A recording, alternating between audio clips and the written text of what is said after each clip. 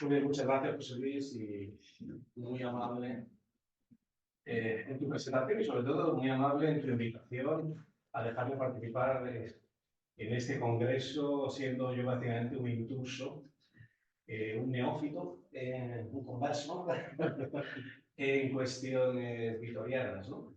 En efecto, no soy un especialista en Vitoria y yo ya lo anuncio porque seguramente algunas de las cosas que diga van a sonar a cosas trilladas o a lugares comunes de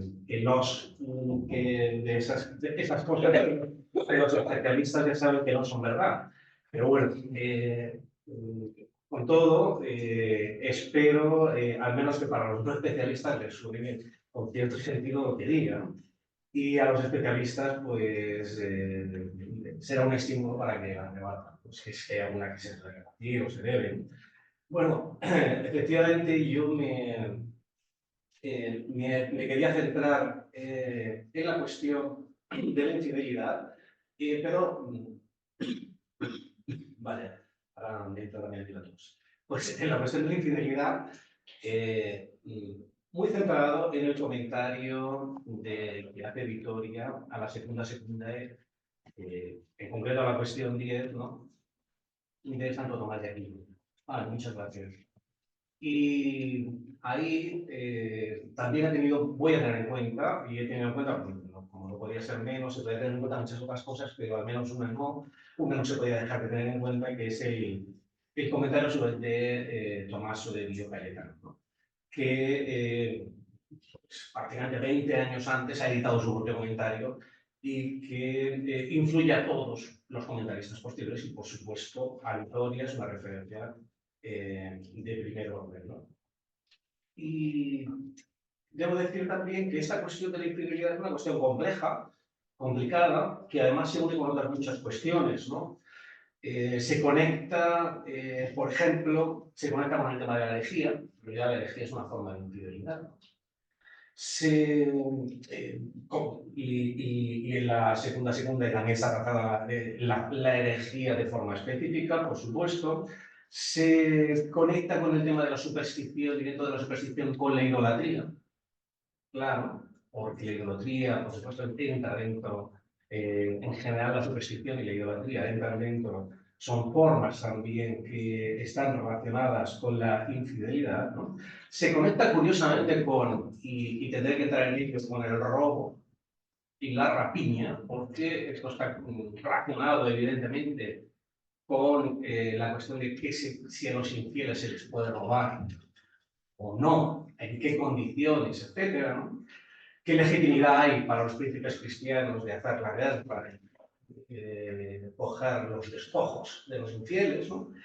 En fin, y se conecta además, por ejemplo, con cosas como la ley civil, porque la ley civil debe también, por supuesto, dar cuenta de si los infieles se les puede tolerar o no tolerar, si hay que obligarles a convertirse, etcétera. Con todo esto, lo único que quiero decir es que se abren líneas por todas partes y que, dependiendo de dónde tires de aquí a tires, puedes tener una visión totalmente diferente de la cuestión u otra, ¿no?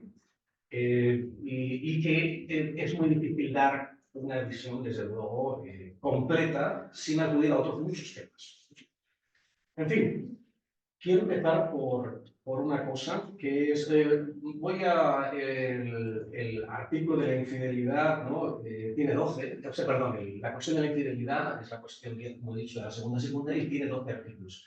Voy a centrarme básicamente en el artículo 8, porque me interesa, fundamentalmente, relacionar la infidelidad, aunque voy a decir algunas cosas introductorias de los otros artículos, me interesa relacionar la infidelidad con ese artículo 8 porque nos va a conectar con dos cosas que yo creo que son las que más delicadas y más preocupan a todos los contemporáneos de Vitoria. Por un lado, con la cuestión de los paganos del Nuevo Mundo, los infieles del Nuevo Mundo. Por otro lado, también con la cuestión de los infieles, tanto musulmanes como los infieles judíos. En toda la cuestión se trata este segundo tema de los judíos y también los musulmanes, se va tratando a lo largo de toda la cuestión, pero en el octavo artículo, pues digamos que hay un énfasis que a mí me interesa particularmente. Lo primero, a modo de introducción, primer artículo, y aquí voy con Santo Tomás y quiero recordar lo que dice Santo Tomás, porque es el punto de partida, evidentemente, de todos estos comentarios, tanto de Cayetano como de Victoria. Primer artículo, por supuesto, la infidelidad es un pecado. De hecho, ahora veremos, es el peor de los pecados, es el mayor pecado que existe. Es un pecado opuesto a la fe. Tendríamos que entrar seguramente con el tema de qué es la fe para entender bien lo que es la infidelidad. Pero, en principio, por supuesto, no podemos desbordar la cuestión. Es un pecado y hay dos, parece que hay, perdón, parecería que hay dos tipos de infidelidad para Santo Tomás. Una puramente negativa, que es la infidelidad de los que carecen de fe. Cuando digo fe, por supuesto, me refiero a fe verdadera. Fe cristiana, no cualquier fe, sino la fe verdadera. Habría una que es de tipo negativo, ¿no? Que es la de quienes no han conocido a Cristo, por ejemplo, los paganos antes de la venida de Cristo, o los paganos que no les ha llegado la noticia de Cristo, por ejemplo, como es el caso de los del Nuevo Mundo. Y luego estaría la de otros, que es como una especie de infidelidad activa, porque positiva, vamos a decirlo así, que es aquellos que desprecian, niegan o blasfeman de una manera o de otra contra la fe. Entonces habría esas dos, ¿no? Por ejemplo, este tipo de infidelidad más activa la encontramos en musulmanes y en judíos, porque musulmanes y judíos han tenido noticia de la fe verdadera, y sin embargo la niegan, se oponen a ella de una manera o de otra, etc. La infidelidad, dice una cosa interesante Santo Tomás aquí, dice que la infidelidad negativa, la de los que no han conocido la fe verdadera, podría ser más bien, es muy interesante, un castigo más bien que un pecado. Es también un pecado, pero se puede entender sobre todo como un castigo, porque Dios por alguna razón los ha castigado. O sea, un castigo relacionado con la caída. Los ha castigado en algún sentido y no les ha dado a conocer hasta ahora, al menos, la verdadera fe, ¿no? Y este sería también el caso de los paganos, anteriores al tiempo de Cristo, a Aristóteles, una referencia para esos temas, ¿no? Bueno, no voy a decir nada de lo que dicen Cayetano y Victoria aquí, porque no me quiero entretener más. Y paso directamente, de hecho, al artículo 3, ¿no? Porque este sí me interesa. En lo que yo voy a decir también voy a enfatizar un poco, la verdad, quizá un poco a un homenaje al viejo de Skinner. Voy a enfatizar un poco lo que tiene este mundo que leemos aquí, de extraño, de diferente a nuestro. Bueno, no solo es un antecedente, sino que es otra cosa, y digo que homenajeo a Skinner porque Skinner siempre decía en su metodología que se aprende mucho más de lo que es diferente que de lo que nosotros encontramos como parecido, familiar, interesante para nuestro mundo.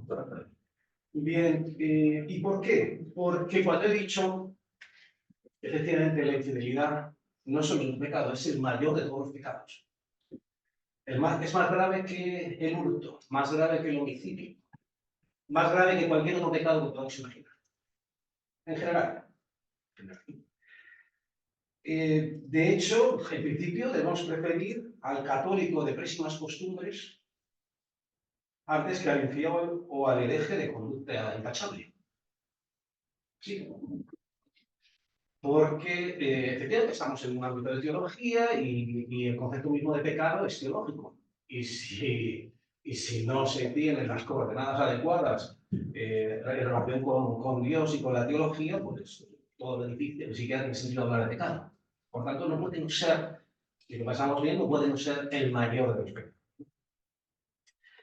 Ahora bien, el propio Santo Tomás dice que hay atenuantes y hay elementos que agravan, que pueden agravar. Por ejemplo, hay atenuantes en el caso de muchos infieles y hay agravantes en el caso de muchos fieles, que pueden hacer que finalmente, con atenuantes y agravantes, al final resulta que un infiel pueda cometer menos pecados. En general, es el peor de los pecados, pero cuando vamos a los atenuantes, vamos a los agravantes, todo puede suceder. Puede suceder finalmente que efectivamente un infiel no sea tan pecaminoso como realmente un creyente, ¿no? A este respecto, debo decir otra cosa, ¿no? Esto es uno de los elementos que yo quería demostrar cómo esto es un mundo que no tiene nada que ver con el nuestro. Porque es verdad que nunca hubo, en la tradición medieval y en la tradición premoderna, nunca hubo una correlación entre pecado y delito. ¿De acuerdo? Hay pecados, qué sé yo, mentir, la mentira, el engaño, que no son delitos, en principio. Son delitos solo de determinadas circunstancias, ¿no? Y así muchos otros. La fornicación puede ser un delito, ¿no? Hay muchos pecados que no son delitos. Y al revés. Hay delitos que no necesitan. Bueno, al revés, todos los delitos son pecados. Todos los delitos siempre son pecados. Pero, bueno, nosotros sabemos que, y esto también lo quiero decir para que veamos el contexto que nos estamos poniendo, a partir de 1492, en España, ser judío ya no es solo un pecado, es un delito. Esto también es importante para tenerlo contextualizado. Y no directamente en 1492, pues que están las capitulaciones de Granada, en la que supuestamente se les concede a los musulmanes nazaríes, se les concede un tiempo indeterminado de seguir practicando su religión. Sin embargo, a partir de progresivamente, ya prácticamente en 10 años, se les quita el derecho, se les deja de tolerar como infieles. Se les obliga o a marcharse o a la conversión por fuerza. Entonces, ¿qué es lo que tenemos? Lo que tenemos en este contexto, que creo que no sucede en otros, lo que tenemos en este contexto es que el marco jurídico penal se va teologizando, ¿no? ¿Verdad? Cargando de teología, al menos en este ámbito, ¿no? Y con eso quiero decir que ese mundo no tiene nada que ver con nuestro parámetro. No tiene nada que ver con nuestro parámetro. Por lo menos en este aspecto, ¿no? En otros muchos sí, ¿no? Por supuesto. Aquí, fijaos, porque Vitoria, concretamente en este artículo, recuerda que efectivamente sí, la infidelidad es más grave que el homicidio, que la idolatría, incluso. Cuando esta idolatría no está acompañada de infidelidad, porque dice él que a lo mejor hasta Salomón no era infiel, pero fue idólatra. Podría haber casos de personas que son infieles pero no son idólatras. Y por supuesto es más grave que el homicidio, pero luego ya él enseguida lo hace a lo largo de todos estos comentarios, él enseguida empieza con las circunstancias, los hechos, los agravantes, los atenuantes, y eso puede cambiarlo todo. Por ejemplo, el homicidio, sí, pero el homicidio en general es menos grave como pecado que efectivamente la infidelidad, pero matar a Cristo, matar al Papa, matar a un rey, a lo mejor es más grave que la infidelidad en general. Luego habrá que ver la gravedad de la infidelidad, ¿no? En fin, en el artículo 4, hoy ha hecho referencia José Luis Ejido, ¿no? Y es la cuestión esta de si los infieles pueden ser virtuosos en cosas que no afecten directamente a la fe. Y como él mismo ha notado, efectivamente se puede dar el caso perfectamente. Voy a ver si me quito estas dos, no sé si es mentirosa o... Bien.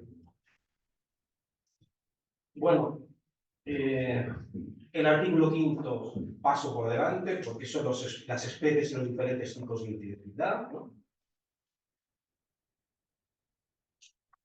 Ahí se diferencia entre paganos, judíos y herejes. Los herejes son un tipo también de paganos, perdón, de infieles. El artículo 6 habla sobre la gravedad de la infidelidad, por un lado, ¿no? Y por otro lado, ahí se dice, bueno, los paganos sí, no tienen otra vez se vuelve a, no son infieles activos los paganos, pero en realidad a lo mejor son peores que los infieles activos, porque es que no tienen ninguna noticia de Dios, del Dios verdadero, y entonces a lo mejor en cierto sentido su situación es peor que la de los infieles que niegan activamente a Dios. Y me voy al artículo 8, pues el artículo 7 también lo paso porque es sobre las disputas, que en España hay mucho interés esto, las disputas, ¿no? Tortosa, Barcelona, Tortosa, todas estas cuestiones de las disputas, porque aquí había gente para que disputar, los judíos, por todo. Y ahí habría mucho que decir. Pero bueno, el artículo 8 es el más importante en este contexto, ¿no? Porque versa sobre la licitud o no de obligar a los infieles a abrazar la fe, digamos, la conversión forzosa. Existen varios argumentos en contra de esta idea, pero Santo Tomás, por supuesto, aduce la clásica, el clásico compele intrare, ¿no? Oblígales a entrar, de Lucas 22:14, y que por primera vez ha sido utilizado por San Agustín, y Santo Tomás recuerda a San Agustín, porque es el primero, recordemos, que introduce San Agustín a Cristo en la cuestión de la persecución religiosa. Ese pasaje, por supuesto, es una metáfora en la que, tal como le comenta San Agustín, en principio se obliga a entrar a los herejes. Pero otros interpretan que hay otro, por ejemplo, Sepúlveda, ahí os recuerdo que interpreta que hay otro pasaje de San Agustín donde parece extender esto a los paganos. Oblígales a entrar a los que andan por las cercas, ¿no? por fuera del territorio, por fuera de los cercados, y obligarles a entrar es, en efecto, es la compulsión a los herejes. Y aquí, en fin, el debate es infinito, y Sepúlveda, Bartolomé de las Casas, entran Fray Luis de León, que no lo considera un deber ni un precepto, sino lo considera una profecía, como recordaréis. Y Bale, que yo creo que es el último digamos, de los que se toman en serio este precepto, para negarlo, por supuesto, para negar que esto tenga, que pueda ser interpretado como un mandato de Cristo a la fe forzosa, a la persecución en materia de creencias, ¿no? Bien, de acuerdo con Santo Tomás, en principio, judíos y paganos no pueden ser forzados a creer, esta es la doctrina clásica de todos, prácticamente. Judíos y paganos no deben ser forzados a creer, solo pueden ser forzados aquellos que solo pueden ser forzados en realidad los herejes y los apóstoles. Y lo que sí, aquí quiero incidir, sin embargo, pueden ser forzados todos, no solo los herejes, sino también los paganos, a no poner obstáculos a la fe. ¿Y son obstáculos a la fe cuáles? Pues las blasfemias, las incitaciones torcidas o la persecución. Y esto, dice Santo Tomás, pues obliga a la cuestión de la guerra justa. Esta es la razón de la guerra contra el infiel, que ellos se oponen a la guerra del infiel. Obviamente es diferente la situación de herejes y apóstatas, que pueden ser forzados incluso físicamente a cumplir su promesa y su compromiso. Por lo demás, ante la tercera objeción que aduce que la voluntad es libre y no puede ser coaccionada, Santo Tomás recuerda nuevamente a San Agustín, que respondía que primero obligó a Pablo y luego le enseñó todas estas cosas que son muy conocidas, y sobre todo el tema de la ejemplaridad del castigo, ¿no? La ejemplaridad del castigo, que es tan importante, yo diría, hasta el siglo XIX. La ejemplaridad, y también el siglo XIX, pero en estos siglos mucho más, la pedagogía del miedo, ¿no? Bueno, Cayetano aquí recuerda una objeción de Duns Scotus, ¿no? Y aquí lo que hace Cayetano es, hay una correlación muy clara en Cayetano entre temor, coacción, involuntariedad, por un lado, que discurren por la vía opuesta de la fe, que exige siempre voluntariedad, amor, caridad. Y en ese sentido, para Cayetano, la persecución y conversiones forzadas de los judíos por parte, y aquí se pone el ejemplo porque Santo Tomás ha mencionado efectivamente ha mencionado el decreto, ¿no?, de Graciano, y en concreto, claro, el concilio IV de Toledo, presidido por Isidoro de Sevilla, Pues aquí se han fijado muchas de las líneas maestras de la actitud de los cristianos hacia los judíos. Por ejemplo, que se prohíbe la conversión forzosa de los judíos al cristianismo frente a lo que hizo Sisebuto, rey godo español, que realizó conversiones forzosas. Pero también, por supuesto, se prohíbe taxativamente cualquier reconversión, cualquier vuelta del cristianismo a la infidelidad, del tipo que sea. Una vez consumado el error de la conversión forzosa, eso ya no tiene remedio. También se prohíbe para los judíos tener cualquier cargo público, cualquier tipo de cargo público que le concediera autoridad sobre los cristianos. Esto es muy conocido y muy típico.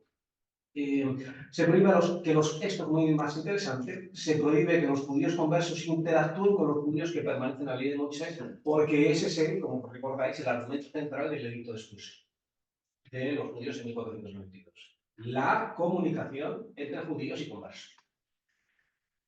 Según Cayetano, la legislación, los actos de Sisebuto, de la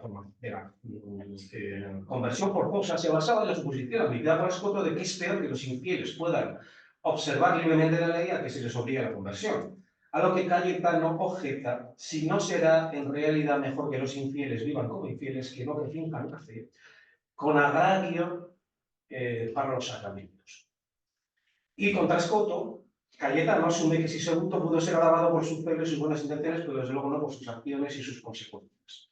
Ni puede pensarse que los hijos de los infieles no se comportaran después fingida y ocultamente como sus padres. Claro, aquí Cayetano tiene en cuenta, o no recuerda, que el Concilio de Toledo, que luego no se cumplía, ¿no? Decretó también que cualquier hijo de converso forzado fuera separado de sus padres. Tiene que ser separado de sus padres y entregado a la instrucción cristiana competente.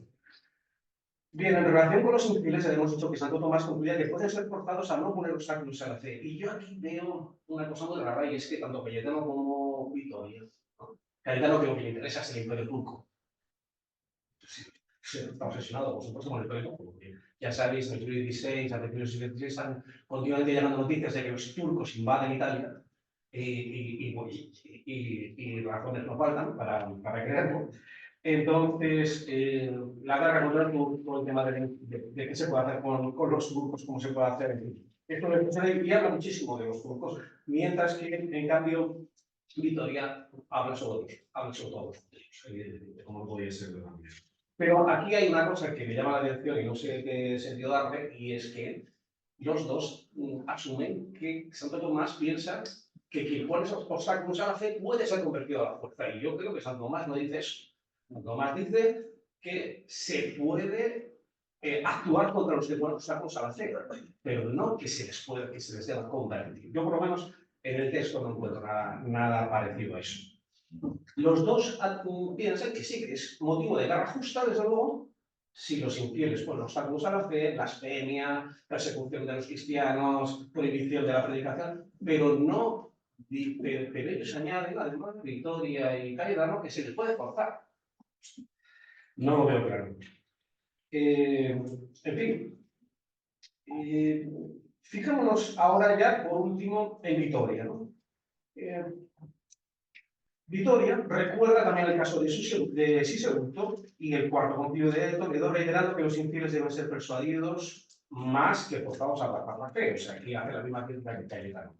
Sin embargo, surge una duda, y a mí me interesa más esto, profundiza mucho más. Surge una duda en relación con ciertos infieles y que, como veremos, tiene una deriva que afecta a los niños del Nuevo Mundo. Para empezar, se distingue aquí los infieles, que son súbditos de un príncipe cristiano, de aquellos que no lo son. Y esta es una distinción que ha hecho Cayetano, en realidad, pero que ha hecho Cayetano en la cuestión del robo, en la cuestión 66, en el artículo 8 de la cuestión 66 de la segunda sección. Bueno, lo que interesa es, hay una duda, dice Victoria, ¿por qué? Porque en realidad no hay un solo pasaje del Antiguo Testamento que prohíba que se pueda convertir forzosamente a los infieles. Dice que no hay ni un solo pasaje. Entonces, por derecho divino positivo, parece que se podría, como en realidad ha hecho Sisebuto, o como dice Duns Scott. Se podría. Y la única ¿Y por qué Santo Tomás dice que no y Cayetano dice que no? Dice, en realidad, a lo mejor a lo que apelan es a una razón que, por ejemplo, expresaba Guillermo de Urán, ¿no? Dice él, dice Dios, bueno, esto sería simplemente lo siguiente, Dios ha dado a todos los hombres racionalidad, aquello que no puede ser demostrado racionalmente no puede ser obligado, no puede ser obligatorio, no puede ser obligatorio de ninguna manera. Ahora bien, el cristianismo no puede ser demostrado racionalmente, dice el marco. No se le puede demostrar a alguien que no tenga ningún conocimiento positivo del cristianismo, que el cristianismo es racionalmente la verdad, y tampoco se puede ni siquiera demostrar que sea mejor que otras verdades religiosas. Eso diría Durán. Y Vittoria dice, no, esto no es verdad. Esto no es cierto. Esto no es cierto. Estoy seguro de que al menos el cristianismo se puede demostrar de que es racional, como mínimo que es racional, y segundo se puede demostrar que es mucho más racional y mucho más de acuerdo a la razón natural que el judaísmo y que, por ejemplo, el islam. Por tanto, dice, se puede obligar. Y Duns Scoto tiene razón. Se puede obligar. Ahora bien, no se debe, seguramente. ¿Por qué? ¿Es lícito obligar a los infieles a convertirse? Sí. Pero no, como lo dijo ayer, lo dijo esta mañana, lo dijo esta mañana José Luis. No todo lo que es lícito es pertinente ni conveniente. Porque, sí, hablando en términos absolutos, podemos decir que se les puede obligar. Pero luego resulta que de las conversiones forzosas salen tantos escándalos, tantos problemas, mayores males. Salen mayores males que aquel mal que es la tolerancia de la infidelidad. Por consiguiente, no lo hagamos. No lo hagamos y aquí no puedo entrar, porque es demasiado prolijo y no tengo tiempo, ¿no? En cualquier caso, él pone el ejemplo, y lo has dicho tú, que me parece muy sintomático. Él pone el ejemplo de los musulmanes españoles, ¿no? Como él dice, de los sarracenos. Ejemplo de los sarracenos. Se les ha acabado expulsando o obligando a convertirse, se han convertido y algunos se han convertido espontáneamente y sinceramente, pero esto es muy claramente muchos no profesan una fe sincera. Y entonces tenemos un sistema de mentiras, hipocresía, en fin. Y digo, es raro porque no menciono el caso de los judíos, que es todavía mucho más famoso, mucho más claro, y claro, que es para él directamente, ¿no? De alguna manera o indirectamente. Otra cuestión, ¿no? Otra cuestión diferente aquí sería, ¿no? Si se puede obligar a los infieles, bueno, conclusión, ¿se les puede obligar a los infieles a convertirse al cristianismo? Dice Vittoria, sí. Además, porque hay otra cuestión que es la de la ley, y la ley está hecha no solo para introducir la paz entre los hombres, sino para hacer a los hombres buenos. Evidentemente, si la paz está hecha para hacer a los hombres buenos, pues el cristianismo se hace a los hombres mejores, que si están en la infidelidad. Entonces, ¿eso se puede? ¿Se debe? No. ¿Por qué? Porque no es pertinente. Bueno, me interesa mucho también otra cosa, que es, ¿por qué no es pertinente? Bueno, es pertinente por lo que decía, se surgen escándalos, etc. Problemas más graves de los que se quieren resolver, en realidad, ¿no? Y hay otra cosa que me interesa mucho y es un dato que no está el Cayetano, digamos, un comentario nuestro Cayetano, y que es impresionante, y que es que dice, y los reyes cristianos que han hecho un pacto con los infieles, que es preciso, han hecho un pacto con los infieles de subditaje. Los infieles se someten al dominio de los reyes cristianos. A condición de que no se les obligue a la conversión, se les puede obligar. Esas son las capitulaciones de Reino. Se les puede obligar y dice Victoria, no. A no ser que se quiera traicionar la palabra. Se les debe rogar, se les debe persuadir, pero no se les puede obligar. Y una forma de obligarles es expulsarles, o te vas o te quedas. Esto es lo que más me interesa. Obligar no es solo con la espada coger un cubo y bautizar a 50 personas, bajo pena de muerte. Eso no es eso la forma de obligar. Es una forma de obligar, poner, por ejemplo, impuestos tan graves que no te queda más remedio que convertirte si quieres sobrevivir. Es una forma de obligar a expulsarte del país, de la tierra, sobre todo donde tú has llegado a un acuerdo pactado en el que se han firmado unas condiciones. En fin, voy a lo último, que es precisamente a ese artículo 66, a esa cuestión 66, artículo 8, al que nos remiten los tipos de paganos por los tipos de infieles, porque eso está relacionado, por supuesto, con los tres tipos de infieles que existen. Los tipos de infieles que son súbditos tuyos de hecho y de derecho, los que solo son de derecho, que serían todos los que, digamos, se han sustraído a las guerras, por ejemplo, todos los que han ocupado territorios del Imperio Romano, cristiano, esos son de derecho, súbditos tuyos, de hecho no, y luego los que no son ni de derecho ni de hecho. Y ahí que dice, y lo quiero recordar para terminar, ¿qué es lo que dice Cayetano? Lo ha leído en parte, leyó el texto de los tipos, en parte José Luis, esta parte, ¿no? Bueno, ahora ya no recuerdo si leíste lo de Vitoria. Bien, pero quiero leer lo que dice Cayetano. Dice, sobre estos infieles es el tomo 1, que es las casas, la información que le llega a Cayetano por los dominicos que están allí. Infieles que no son ni de hecho ni de derecho súbditos tuyos. Se les puede hacer la guerra, se les puede forzar a la conversión, se les puede robar. Es un robo, de hecho, es un robo, hacerles la guerra y quitarles lo que tienen, las posesiones. Y dice Cayetano, dice, aunque infieles, son legítimos señores de su reino o de su gobierno civil y no pueden ser privados de su dominio por causa de su infidelidad.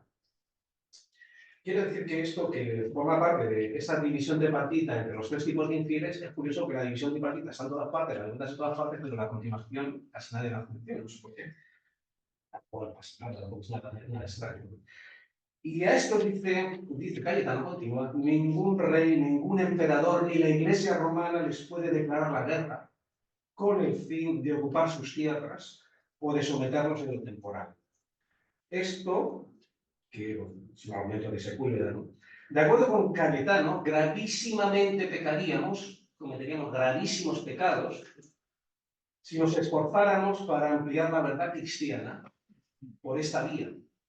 Pues no seríamos legítimos señores de ellos, sino que estaríamos cometiendo grandes latrocinios que estaríamos obligados a restituir, como injustos, ladrones y usurpadores. Frente a esto, continúa Cayetano, lo que debe hacerse es enviar hombres honrados pro homini, que es lo que aparece en la bula, en lo que aparece, recordaos, en la bula de Alejandro VI, envía hombres probos, ¿no? Que puedan convertir a estos infieles mediante la palabra y el ejemplo. Y quiero terminar con esto. Vitoria se hace eco de la distinción tripartita de los infieles hecha por Cayetano, pero curiosamente no comenta aquí nada en relación con los paganos, con ese tercer tipo de infieles que ni de facto ni de iure están sometidos a un rey cristiano. ¿Y por qué? Bueno, pues porque sencillamente reservó ese comentario para las reflexiones sobre los ingleses y sobre la guerra justa. Quería hacerlo mucho más amplio. Y curiosamente no dice ninguna palabra, lo cual es tan difícil.